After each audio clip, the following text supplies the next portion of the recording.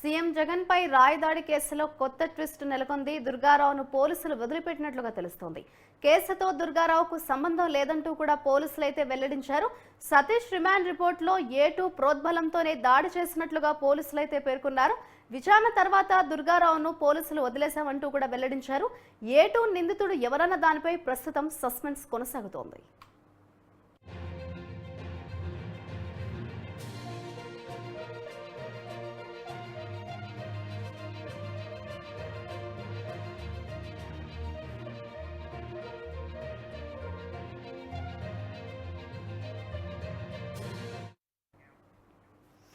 CM Jagan పై రాయి దాడి కేసులో కొత్త ట్విస్ట్ నెలకొంది. ఇదే అంశంపై మరింత సమాచారాన్ని మా విజయవాడ ప్రతినిధి శ్రీనివాస్ అందిస్తారు.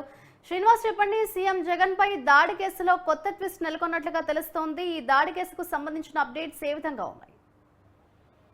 మాధురి, ఈ సీఎం జగన్ పై విజయవాడలో దాడి జరిగినటువంటి గులకరాయ్ కేసు అయితే కేసులో మరో ట్విస్ట్ వెలుగులోకి వచ్చింది. నిన్నతో అంటే ఇప్పటికే A1 నిందితుడు ఎవరైతే ఉన్నారో ఈ కేసుకి సంబంధించి సతీష్ ని పోలీసులు 3 రోజుల క్రితం అరెస్ట్ చేయడం జరిగింది. ఈ అరెస్ట్ లో భాగంగా అతనితో పాటు అతనికి అత్యంత సన్నిహితుడైనటువంటి టీడీపీ ఫాలోవర్ అయినటువంటి దుర్గారావును కూడా పోలీసులు అదుపులోకి తీసుకున్నారు. దుర్గారావుకు సంబంధించి మరో 5గురిని కూడా పోలీసులు అదుపులోకి తీసుకోవడం జరిగింది. ఈ నేపథ్యంలో ముందుగానే దుర్గారావుని విచారణ చేపట్టిన తర్వాత ఇంకా మరిన్ని వాస్తవాలు వెలుగు చూసే అవకాశాలు ఉంటాయనే నేపథ్యంలో దుర్గారావుని పోలీసులు విచారించడం జరిగింది. ఈ విచారణకి సంబంధించి ఎటువంటి విషయాలు కూడా బయటకు రాకపోవడంతో దుర్గారావుకు సంబంధించినటువంటి కుటుంబ సభ్యులు ఎవరైతే ఉన్నారో వాళ్ళందరూ కూడా, అట్లాగే అతని కమ్యూనిటీకి సంబంధించినటువంటి నాయకులు కూడా నిన్న పోలీస్ కమిషనర్ కార్యాలయం వద్ద ఆందోళన చేపట్టడం జరిగింది. ఈ ఆందోళనను పోలీసులు అంటే విజయవాడ పోలీస్ కమిషనర్ శాంతి రాణా టాటాతో అపాయింట్మెంట్ ఇప్పించి అతనితో మేము మాట్లాడాలని కూడా అతని దుర్గారావు కుటుంబ సభ్యులు, అట్లాగే అతని కమ్యూనిటీకి సంబంధించినటువంటి కులపెద్దలు వీళ్ళందరూ కూడా పోలీస్ కమిషనర్ కార్యాలయం సిబ్బందిని వేడుకోవడం జరిగింది. అయితే వీళ్ళు అనుమతి లేదు, లోపలికి పంపించే ప్రసక్తి లేదని ముందుకేయడంతో వీళ్ళందరూ కూడా దుర్గారావుకు సంబంధించిన కుటుంబ సభ్యులు అట్లాగే ఆందోళనకారులందరూ కూడా అక్కడ బయట ఇంటి నిరసన చేపట్టడం జరిగింది. ఈ నిరసన చేపడుతున్న నేపథ్యంలో వాళ్ళందరూ పరిస్థితి ఉధృతంగా మారడంతో వెంటనే వాళ్ళందరినీ కూడా అక్కడి నుంచి వేరే పోలీస్ స్టేషన్ కి షిఫ్ట్ చేయడం జరిగింది. అయితే ఈ కోణంలో ఇదంతా నిన్న మధ్యాహ్నం చోటు చేసుకున్నటువంటి పరిణామాలు.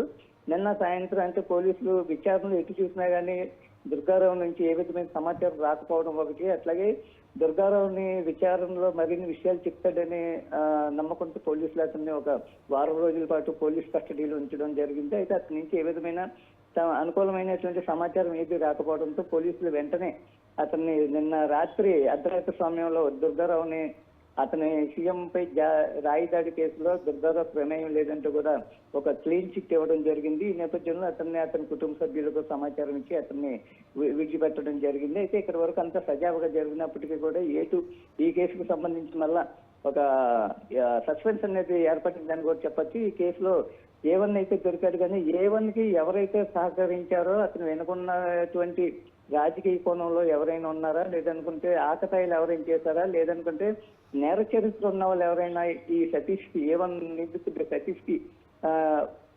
ఎంకరేజ్ సపోర్ట్ చేశారా అనే కోణంలో పోలీసులు దర్యాప్తు అనేది ఇప్పుడు ఆగిందని కూడా చెప్పొచ్చు. ఎందుకంటే అందరూ కూడా దుర్గారావు మీద హోప్స్ పెట్టుకోవడంతో దుర్గారావు నుంచి సరైన సమాచారం వస్తుందనే విధానంలో అందరూ కూడా ఇటు వైసీపీ సంబంధించిన పార్టీ శ్రేణులు కావచ్చు, అట్లాగే అతనికి ఈ పోలీసు డిపార్ట్మెంట్ సంబంధించినటువంటి అధికారులు కూడా కావచ్చు, వీళ్ళందరూ కూడా దుర్గారావు ఇచ్చిన సమాచారంతో కేసులో మరింత పురోగతిని సాధించి ఫర్దర్గా ఎవరైతే ఉన్నారో నిందితులు వాళ్ళందరినీ కూడా అదుపులో తీసుకుని అరెస్ట్ పెట్టాలనే ఆలోచనతో ఉన్నప్పటికీ కూడా ఇది పోలీసులు అనుకున్న స్థాయిలో ఏ విధంగా కూడా జరగలేదని కూడా చెప్పొచ్చు. ప్రస్తుతం అయితే ఈ కేసులో A1 కి సంబంధించినటువంటి పూర్తి స్థాయిలో అరెస్ట్ కానీ అట్లాగే విచారణ కానీ పూర్తయింది. A2 కానీ అట్లాగే వీళ్ళిద్దరికి ఇతనికి సహకరించినటువంటి మిగిలిన నిందితులు ఎవరున్నారు అనేది చాలా సస్పెన్షన్ గా మారిందని కూడా చెప్పొచ్చు. ఈ రోజు నుంచి పోలీసులు ఈ కేసు విచారణ కావచ్చు, ఇన్వెస్టిగేషన్ కావచ్చు ఏ విధంగా చేస్తారు, అట్లాగే ఇంకా అనుమానితులు ఎవరైనా ఉన్నారో వాళ్ళ కోసం ఏమైనా వేట నిర్వహిస్తారా అనేది కూడా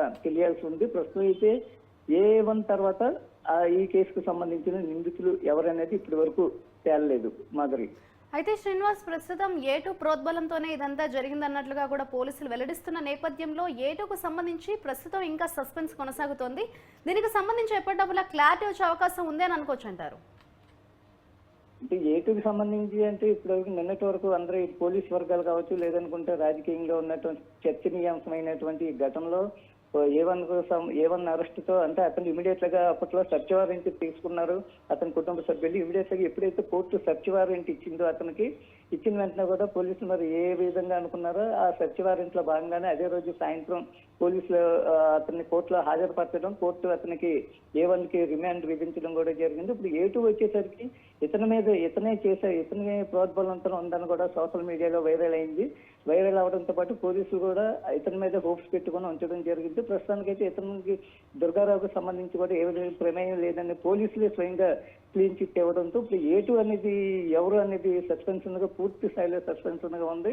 ఇప్పుడు A2 కనుక దొరికితే అలా ఈ కేసుకు సంబంధించి దుర్గారావు ఇప్పుడు A1 సతీష్ కి ఎవరైతే సపోర్ట్ చేశారనేది ఖచ్చితంగా తెలియాల్సిన అవసరం కూడా ఉంది. సతీష్ కి ఎవరు ప్రమేయం లేకుండా లేదనుకుంటే ఎవరు సపోర్ట్ లేకుండా అతను ఒకడే నేరుగా ఒక సీఎం పై అటాక్ చేయడం అనేది అది జరిగే పని కాదు. ఇంకోటి పాసిబిలిటీ కూడా ఎక్కడ కనిపించట్లేదు. ఒక్కడే డేర్గా అంత సీఎం పై దాడి చేయడం అనేది అది కరెక్ట్ గా కూడా పోలీసులు చెప్పినప్పటికీ కూడా గతంలో విజయవాడ పోలీస్ కమిషనర్ అత్యవసరంగా మీడియా సమావేశం ఏర్పాటు చేయడం జరిగింది. మీడియా సమావేశంలో మీడియా ప్రతినిధులు అడిగిన ప్రశ్నలు కావచ్చు, సిపి క్రాంతి రాణాటాట చెప్పే విధానం ఈ కేసుకు సంబంధించి ఏ విధమైన అంటే ఎలా జరిగిందని చెప్పారు, కానీ ఏ ఉద్దేశంతో జరిగింది, ఎక్కడికి ఎవరైతే చేయించారనే కోణాల్లో కూడా పోలీస్ కమిషనర్ చెప్పేటువంటి వివరాలు కూడా పొంతం లేకుండా ఉన్నాయి.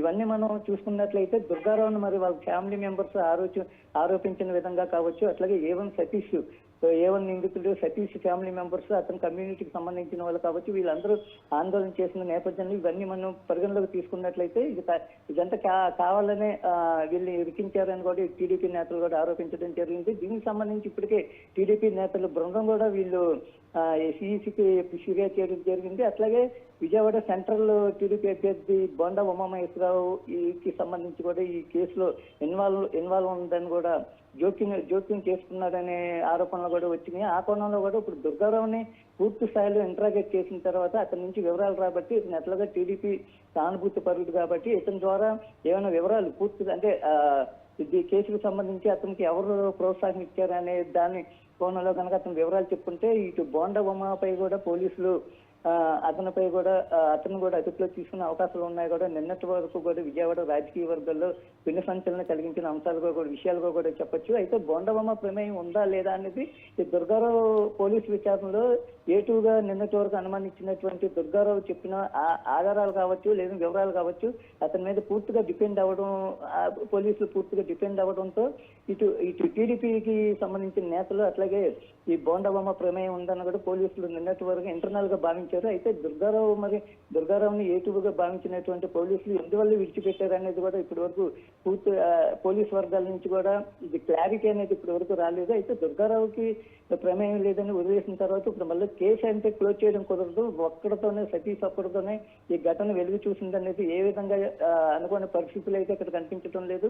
అక్కడ క్రైమ్ జరిగిన తీరు మనం పరిశీలించవచ్చు. అట్లాగే ఆ జనం రద్దీలో ఎవరైనా కనీసం మరో క్యాండిడేట్ ఎవరో ఒకరి ప్రమేయం ఈ సతీష్ తో పాటు ఉండే అవకాశం ఉంటుంది. ఎందుకంటే ఆ ఇష్యూ జరిగిన ఆ నేరఘటన ఏదైతే సీఎంపై అటాక్ జరిగిందో నేరఘటన ఉందో ఆ నేరఘటనకు సంబంధించి పూర్తి స్థాయిలో విచారణ చేపట్టినటువంటి పోలీసులకు అవేమి సరైన వివరాలు అనేది తెలియరాలేదని కూడా తెలుస్తా ఉంది. ఈ నేపథ్యంలో మరోవైపు దుర్గారావుకి సంబంధించినటువంటి కమ్యూనిటీ నేతలు కావచ్చు అట్లాగే ఫ్యామిలీ మెంబర్స్ కూడా తీవ్ర స్థాయిలో ఆందోళన చేపట్టడం జరిగింది. తీవ్ర ఆందోళన చేపట్టిన నేపథ్యంలో వీళ్ళు కూడా మళ్ళా న్యాయస్థానాన్ని ఆశ్రయించి సచివాలయం తెచ్చుకుంటారేమో అనే కోణంలో కూడా పోలీసులు ఆ కోణంలో కూడా ఆలోచించిన తర్వాత ఇది మళ్ళీ ఇష్యూ అయితే ఎన్నికల సమయంలో ప్లస్ ఎన్నికలు కూడా అమల్లో ఉన్నందున ఒక వివిఐపి స్థాయి వ్యక్తిపై అటాక్ జరిగిన ఈ దాడిని మళ్ళీ దీన్ని రాజకీయంగా ఏ విధమైనటువంటి మలుపులు తిరగకుండా ఉండేందుకు అట్లాగే ఇవన్నీ పోలీసులు పూర్తి స్థాయిలో విచారించి ఒక నిర్ణయానికి వచ్చిన తర్వాత దుర్గారావుని